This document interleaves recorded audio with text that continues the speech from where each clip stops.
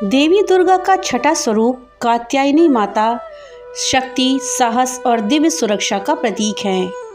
माँ कात्यायनी देवी दुर्गा के 6 दिवसीय स्वरूप राक्षस महिषासुर के वध की कथा बुराई पर अच्छाई की जीत का प्रतीक हैं और भक्तों को अपने जीवन में अन्याय और नकारात्मकता के विरुद्ध लड़ने के लिए प्रेरित करती हैं। नवरात्रि पूजा और अन्य क्षेत्रीय अनुष्ठानों में उनकी पूजा के माध्यम से भक्त जीवन के सभी पहलुओं में साहस, ज्ञान और विजय के लिए उनसे आशीर्वाद मांगते हैं। वैवाहिक सद्भाव और आध्यात्मिक शक्ति दोनों प्रदान करने वाली देवी के रूप में कात्यायनी माता अपने भक्तों के हृदय में एक विशिष्ट स्थान रखती हैं। उनका उग्र किंतु मातृत्व स्वरूप शक्ति और करुणा के बीच संतुलन को दर्शाता है, जो उन्हें सांसारिक और आध्यात्मिक दोनों ही क्षेत्रों में शक्ति चाहने वालों के लिए प्रेरणा का स्रोत बनाता है। कात्यायनी माता देवी दुर्गा के 9 स्वरूपों नौ दुर्गा का छठा स्वरूप है और हिंदू पौराणिक कथाओं में अपार शक्ति, वीरता और दिव्य न्याय के प्रतीक के रूप में उनका एक विशेष स्थान है। योद्धा देवी के रूप में विख्यात कात्यायनी धर्मात्माओं की शक्तिशाली रक्षक और दुष्टों का नाश करने वाली हैं। नवरात्रि के दौरान विशेष रूप से छठे दिन उनकी पूजा विशेष रूप से महत्वपूर्ण होती है, जब भक्त साहस, सुरक्षा और विपत्तियों पर विजय के लिए उनसे आशीर्वाद मांगते हैं। तो दोस्तों, आज इस वीडियो में हम माँ कात्यायनी की कथा का श्रवण करेंगे, साथ ही उनकी पूजा विधि को जानेंगे। इस जानकारी के लिए वीडियो में हमारे साथ अंत तक बने रहिएगा, जिससे कि आपको सही और सटीक जानकारी प्राप्त हो पाए। नमस्कार दोस्तों, राधे राधे। आपके हमारे चैनल ज्ञान शास्त्र में आप सभी का स्वागत है। देवताओं और असुरों के बीच संघर्ष युगों और कल्पों तक चलता रहा। ये कथा दूसरे मनवंतर के दौरान देवताओं और असुरों के बीच हुए एक महायुद्ध की है।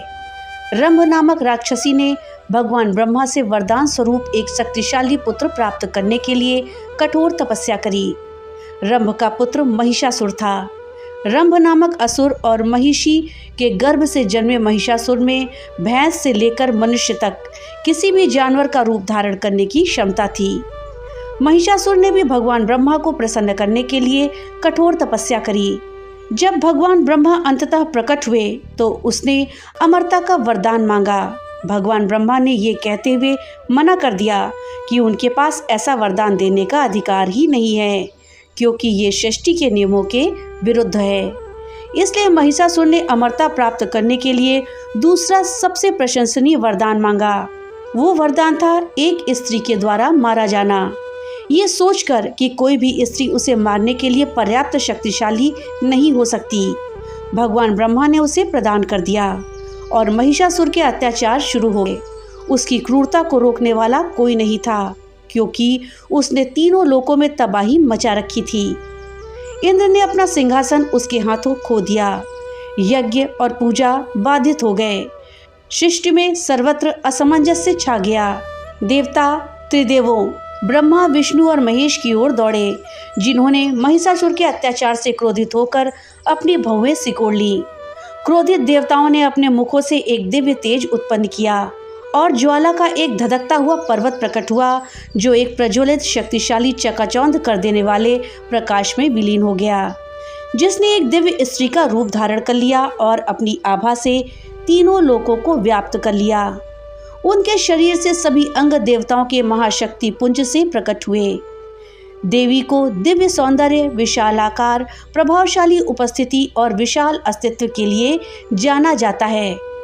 भगवान शिव के तेज से उनका मुख, यम के तेज से उनके केश, भगवान विष्णु के तेज से उनकी भुजाएं और चंद्रमा के तेज से उनके दोनों वक्षस्थल प्रकट हुए। इंद्र के तेज से उनकी कमर, वरुण के तेज से उनकी पिंडलियां और जांघें तथा पृथ्वी के तेज से उनके कूल्हे प्रकट हुए। ब्रह्मा के तेज से उनके चरण, सूर्यदेव के तेज से उनके पैर के अंगूठे, वसुओं के तेज से उनकी उंगलियां, कुबेर के तेज से उनकी नासिका, प्रजापति के तेज से उनके दांत और अग्निदेव के तेज से उनके 3 नेत्र निर्मित हुए। दोनों संध्याओं के तेज से उनकी भौवें, वायु के तेज से उनके कान बने। अन्य देवों के तेज से प्रकट होकर भी परम तेजस्वी मंगलमयी देवी का निर्माण हुआ। देवी के इस सुंदर दिव्य रूप को देखकर जो सभी देवताओं के संयुक्त तेज से अस्तित्व में आया था, महिषासुर द्वारा उत्पीड़ित अमर प्राणियों को महान आनंद का अनुभव हुआ, क्योंकि माँ उनकी रक्षा के लिए वहां मौजूद थी।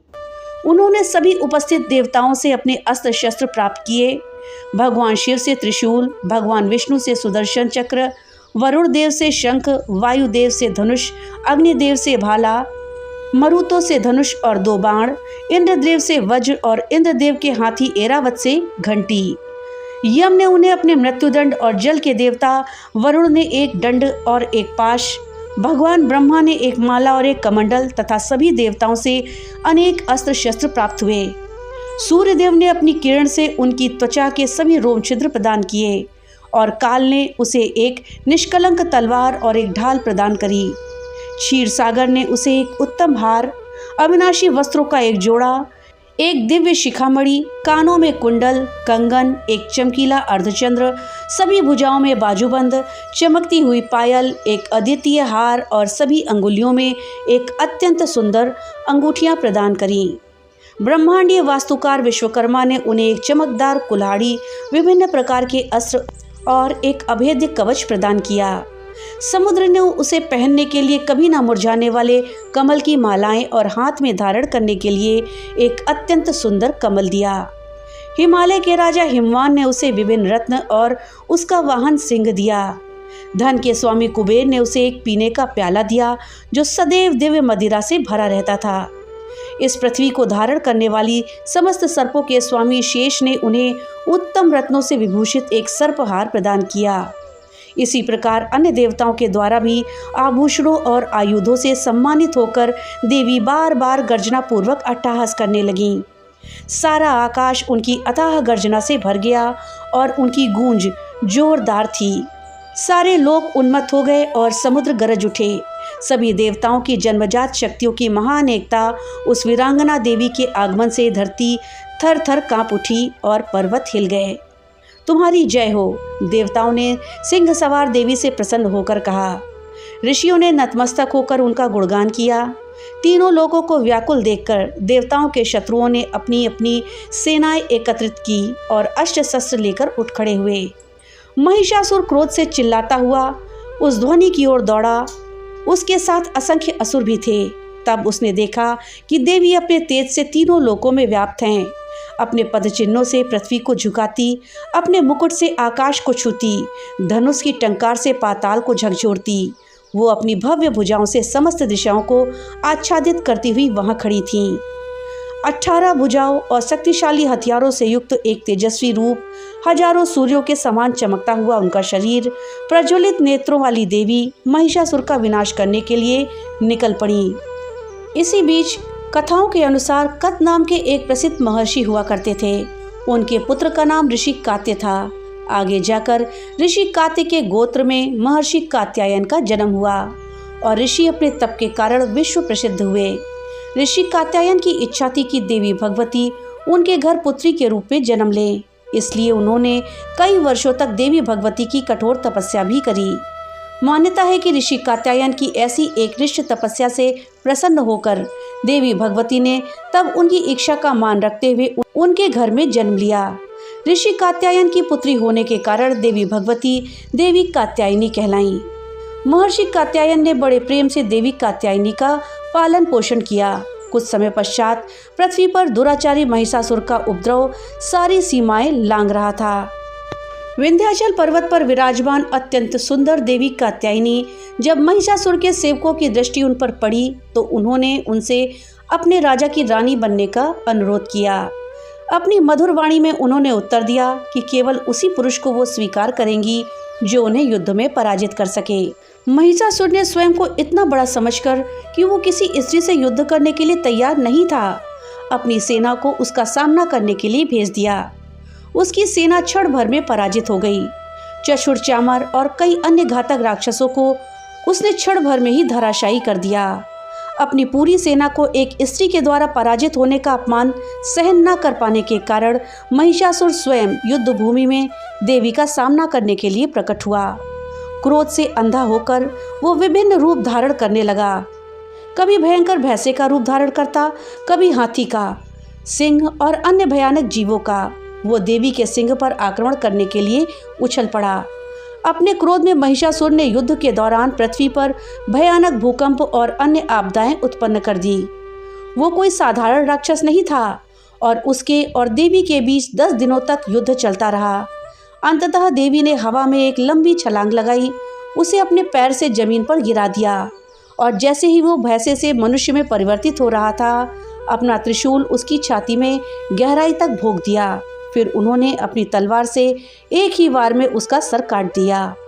दोस्तों, कहा जाता है कि महर्षि कात्यायन ने ही इन देवी की सर्वप्रथम विधिवत पूजा करी थी, इसलिए इन देवी को कात्यायनी के नाम से जाना गया।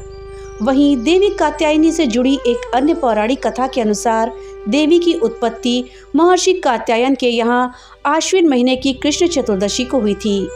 इसके बाद महर्षि ने शुक्ल सप्तमी, अष्टमी और नवमी तक देवी की अपने आश्रम में विधिवत पूजा अर्चना करी और दशमी को देवी के इस स्वरूप ने महिषासुर का वध किया था। यही कारण है कि देवी के इस स्वरूप को देवी कात्यायनी के नाम से जाना गया था। महिषासुर का अंत करने के कारण देवी को महिषासुर मर्दिनी के नाम से भी जाना गया।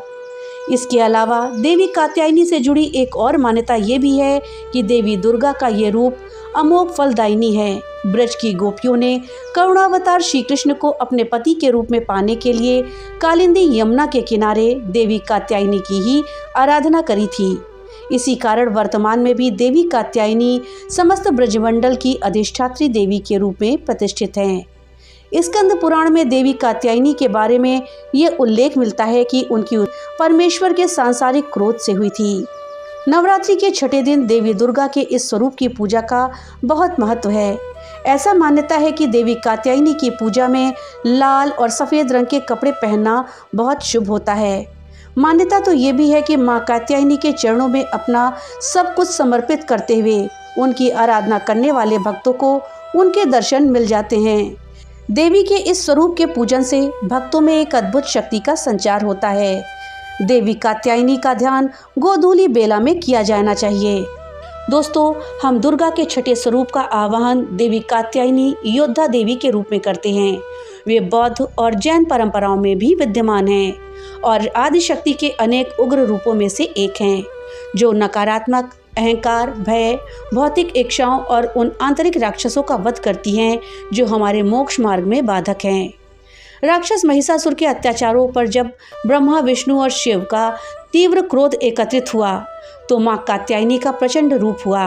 माँ कात्यायनी महर्षि कात्यायन की चतुर्भुजी पुत्री हैं। उनके 2 मनोहर हाथों में तलवार और कमल है, जबकि उनके अन्य 2 हाथ अभय और वरदान मुद्रा में उठे हुए हैं। स्वर्ण सिंह पर सवार, क्रोध से चमकती आंखों वाली, उन्होंने एक भयंकर युद्ध में महिषासुर का वध किया और महिषासुर मर्दिनी देवी कात्यायनी के रूप में पूजनीय हैं। वो अपने भक्तों को क्रोध और अन्य आंतरिक राक्षसों की ऊर्जा को एक अजेय रचनात्मक शक्ति में बदलने की क्षमता प्रदान करती हैं और हमारे आध्यात्मिक पथ की सभी बाधाओं को दूर करती हैं।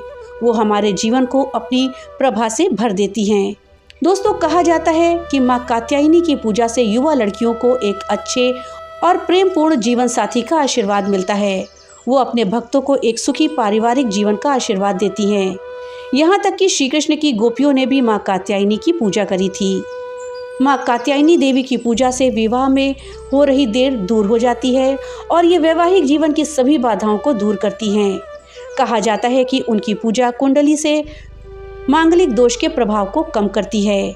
वो एक सुखी, संपूर्ण और सफल वैवाहिक जीवन को बढ़ावा देती हैं और दंपतियों के बीच सभी गलतफहमियों को दूर करने में मदद करती हैं। उनकी कृपा हृदय को शुद्ध करती है, सभी आक्रोश और घृणा को दूर करती है और जीवन भर के अनसुलझे कर्मों का समाधान करती है। वो बृहस्पति ग्रह की अधिष्ठात्री हैं। उनकी पूजा करने से गुरु तत्व मजबूत होता है। राजनीति और नियामक प्रशासनिक पदों, वित्त पोषकों और निवेशकों के क्षेत्र में आकर्षण, प्रसिद्धि और ऐश्वर्य शक्ति प्राप्त होती है। उनकी कृपा सामाजिक विकास, शक्ति का विस्तार, आत्मविश्वास, आशीर्वाद, अंतर्ज्ञान और जीवन में उचित निर्णय लेने की क्षमता प्रदान करती है। अपनी अभय मुद्रा से वो भक्तों को अपने आलिंगन की शक्ति में ढक लेती हैं। कहा जाता है कि माँ कात्यायनी की पूजा से युवा लड़कियों को एक अच्छे और प्रेमपूर्ण जीवन साथी का आशीर्वाद मिलता है। वो अपने भक्तों को एक सुखी पारिवारिक जीवन का आशीर्वाद देती हैं। वो देवी कन्याकुमारी से भी जुड़ी हुई हैं। कात्यायनाय विघ्ने कन्याकुमारी धीमहि तन्नो दुर्गी प्रचोदयात्, अर्थात माँ कात्यायनी की पूजा का उल्लेख भागवत पुराण में मिलता है। हेमंत ऋतु के प्रथम माह में अविवाहित कन्याएं एक सहायक और प्रेमपूर्ण पति की प्राप्ति के लिए व्रत रखती हैं। वो केवल बिना मसाले वाली खिचड़ी खाती हैं और देवी कात्यायनी की पूजा करती हैं। वो सूर्योदय से पहले उठकर पवित्र नदी में स्नान करती हैं और 1 महीने तक देवी की हस्त निर्मित मिट्टी की प्रतिमा की नित्य पूजा करती हैं, जिसमें चंदन का लेप, फूल, आभूषण, सुंदर वस्त्र, पौधे के ताजे पत्ते, फल, फूलों की माला, दीप और धूप जलाकर वो देवी से आदर्श पति की प्रार्थना करती हैं। देवी कात्यायनी मानव शरीर में भूमध्य में स्थित आज्ञा चक्र, जो आपके आंतरिक गुरु का स्थान है, की अधिष्ठात्री है। मानव मन अहंकार और प्रति अहंकार में विभाजित है। जो कुछ भी बाईं ओर से गुजरता है, स्मृतियाँ, संस्कार, अतीत की सभी बातें मस्तिष्क के दाईं ओर स्थित महाअहंकार में जमा हो जाता है। अहंकार की तरह महाअहंकार भी एक मृत अंत है और इसलिए बाईं ओर की अति सक्रियता इसे गुब्बारे की तरह फुला देती है। ये एक आत्मविनाशकारी नकारात्मक विचार प्रक्रिया और गलत दिशा में निर्देशित भावनाओं के कारण होता है। महाअहंकार अवचेतन क्षेत्र में होता है, जहां आपका सारा पूर्व ज्ञान और अनुभव संग्रहित होता है। अहंकार मस्तिष्क के बाईं ओर होता है, जब हम अपनी ऊर्जा अत्यधिक काम करने, अत्यधिक सोचने, षड्यंत्र रचने, योजना बनाने और अपना आपा खोने में खर्च करते हैं, तो उससे उत्पन्न गर्मी भट्टी चिमनी की तरह दाईं ओर अहंकार का धुआं उत्पन्न करती है। गुब्बारे को फुलाने और अहंकार को वापस सामान्य स्थिति में लाने के लिए हमें उसमें हास्य की सुई चुभोनी होगी। अहंकार को साक्षी भाव से देखने पर आप उसकी सूक्ष्म चालों और मन के हेर फेर को समझने लगते हैं। हम केवल अपनी हंसी, प्रेम, विनम्रता और समावेशिता से ही अहंकार से लड़ सकते हैं और उसे नीचे गिरा सकते हैं। तब हृदय अहंकार की जकड़न को तोड़ सकता है और दिव्यता ऊपर उठकर प्रति अहंकार को संतुलित करती है, जिससे गुरु तत्व के भीतर जागृत होने और हमारे सभी कार्यों का मार्गदर्शन करने के लिए स्थान बनाया जा सके। दोस्तों, अब आइए हम माता कात्यायनी के प्रिय भोग के विषय में जानते हैं। माता कात्यायनी को शहद और पीली मिठाई जैसे बेसन के लड्डू, केसरिया भात या शहद वाली खीर का भोग अति प्रिय है। इसके अलावा उन्हें मीठे पान और गुड़ का भी भोग अर्पित किया जा सकता है। इस भोग से मां प्रसन्न होकर भक्तों को धन, आरोग्य और यश प्रदान करती हैं। ऐसी मान्यता है कि देवी कात्यायनी को शहद अत्यंत प्रिय है, इसलिए नवरात्रि के छठे दिन मां देवी कात्यायनी की पूजा में शहद या शहद से बनी चीजों का भोग लगाना चाहिए। देवी कात्यायनी के विधिवत पूजन के पश्चात महादेव की भी पूजा करने की मान्यता है। देवी कात्यायनी का आराधना मंत्र है ओम देवी कात्यायन्याय नमः, अर्थात ओमकार के जैसे निर्विकार स्वरूप वाली देवी कात्यायनी की कृपा व शुभ दृष्टि हम पर बनी रहे। हम उन्हें बारंबार नमस्कार करते हैं। देवी दुर्गा के कात्यायनी अवतार की कथा हमें सीख देती है कि अगर भक्ति और संकल्प सच्चा हो तो परम प्रकृति की कृपा सदैव बनी रहती है। जिस प्रकार महर्षि कात्यायन के एक निष्ठ तपस्या से प्रसन्न होकर देवी दुर्गा ने उनकी इच्छा और तपस्या का मान रखा, ठीक उसी प्रकार मनुष्य को अपनी भक्ति और निष्ठा और संकल्प के पथ पर अविचल रहना चाहिए। दोस्तों, देवी भगवती का महिषासुर से ये युद्ध कोई बाह्य भौतिक जगत पे घटित घटना नहीं है। ये सभी मनुष्यों में हर समय निरंतर घटित होता रहता है। हमारे भीतर देवताओं और दैत्यों के बीच एक निरंतर युद्ध चल रहा है। जब हम अस्वीकृति, घृणा, आक्रोश, भय, अहंकार और आलोचना के कार्यों में लिप्त होते हैं तो हम अपने भीतर असुरों को बढ़ावा देते हैं। जब हम बिना शर्त प्रेम, स्वीकृति और क्षमा के साथ धर्म का पालन करते हैं तो हम देवताओं को बढ़ावा देते हैं। महिषासुर मानव अहंकार का प्रतीक है। हम अपने आप को देह बोध में इतना डुबो लेते हैं कि हम भूल जाते हैं कि हम केवल ये शरीर नहीं। अहंकार इस विश्वास से उत्पन्न होता है कि हम ये शरीर हैं और महिषासुर की तरह अमर हैं। महिषासुर की तरह अहंकार भी अलग अलग समय, अलग अलग अवस्थाओं में और अलग अलग परिस्थितियों में अलग अलग रूप धारण करता है। शासकों में अहंकार श्रेष्ठता का रूप धारण करता है, जबकि शासितों में ये हर समय खुद को पीड़ित दिखाने का रूप धारण करता है। दूसरों से ये अपेक्षा करना कि वो आपको प्रणाम करें, आपका अभिवादन करें, आपके साथ सम्मानपूर्वक व्यवहार करें। दूसरों से ये अपेक्षा करना कि वो आपको ऊंचा स्थान दें और आपके अहंकार को पोषित करें, महिषासुर है। असुर या दानव हमारे भीतर ही है। ये महिषासुर जो हमारे भीतर आत्म महत्व की भूख के रूप में बैठा है, आत्म विनाशकारी है। अहंकार धीमे जहर की तरह है। ये धीरे धीरे और लगातार हमें नुकसान पहुंचाता रहता है और एक दिन मन पर हावी होकर हमें स्वयं ही दुख और पीड़ा पहुंचाता है। इंद्र 5 इंद्रियों का प्रतीक है, जिसे पंच इंद्रियां भी कहते हैं। महिषासुर द्वारा इंद्र की पराजय का अर्थ है 5 इंद्रियों का अहंकार के आगे झुकना। अहंकार चाहता है कि दूसरे उसके लिए काम करें, दूसरे उसके लिए अच्छा बोलें, स्वादिष्ट भोजन परोसें और उसके आगे समर्पण करें। और ये सूची यहीं समाप्त नहीं होती। देवता वे अच्छे संस्कार और पुण्य कर्म हैं जो हम दया, करुणा, सहानुभूति, प्रेम आदि के नियमित कार्यों से अर्जित करते हैं। जब वो सक्रिय होते हैं तो वे हमें त्रिदेवों की ओर ले जाते हैं, जैसा कि देवी के आविर्भाव की कथा में वर्णित है। वो तेज जिससे महादेवी का जन्म हुआ वो कुछ और नहीं बल्कि वो ऊर्जा है जिसे हम साधना करते समय उत्पन्न और निर्मित करते हैं। इसे तपोशक्ति कहते हैं। ये ऊर्जा सिद्धाश्रम के सभी पवित्र सिद्धों के आशीर्वाद के साथ मिलकर उस सर्वशक्तिमान शक्ति का निर्माण करने में सक्षम होती है जो अहंकार का नाश करती है और आत्मशुद्धि की ओर ले जाती है। दोस्तों, प्रपंच शब्द का अर्थ है वो जो पंचभूतों या 5 तत्वों को प्रकट करता है। जो कुछ भी हमारे साथ घटित होता है और प्रकट होता है उसे प्रपंच कहते हैं।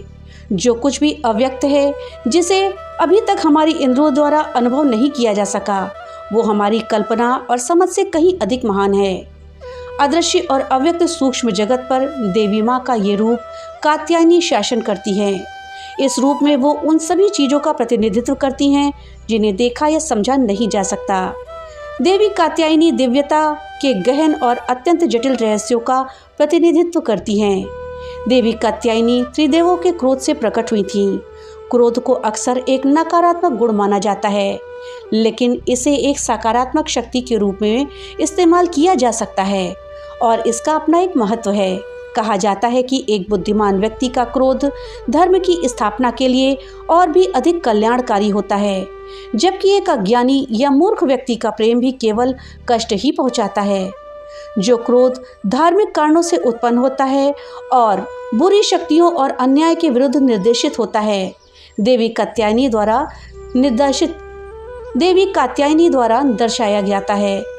देवी कात्यायनी उस क्रोध की भी प्रतिनिधित्व करती हैं जो सृष्टि में धर्म और सत्य के सिद्धांतों को पुनर्स्थापित और पुनर्जीवित करने के लिए उत्पन्न होता है। कात्यायनी अव्यक्त देवत्व की शक्ति या सिद्धांत है जो अधर्म का दमन करने के लिए सृष्टि की सूक्ष्म परतों में उत्पन्न होती हैं। इस प्रकार देवी कात्यायनी एक कल्याणकारी और उत्थानकारी ब्रह्मांडीय शक्ति का प्रतिनिधित्व करती हैं। तो दोस्तों, ये थी जानकारी नवरात्रि के छठे दिन माँ कात्यायनी देवी की। दोस्तों, जानकारी आपको कैसी लगी हमें कमेंट बॉक्स में लिख करके जरूर बताइएगा। तो मिलते हैं अगली नई वीडियो के साथ, तब तक के लिए राधे राधे।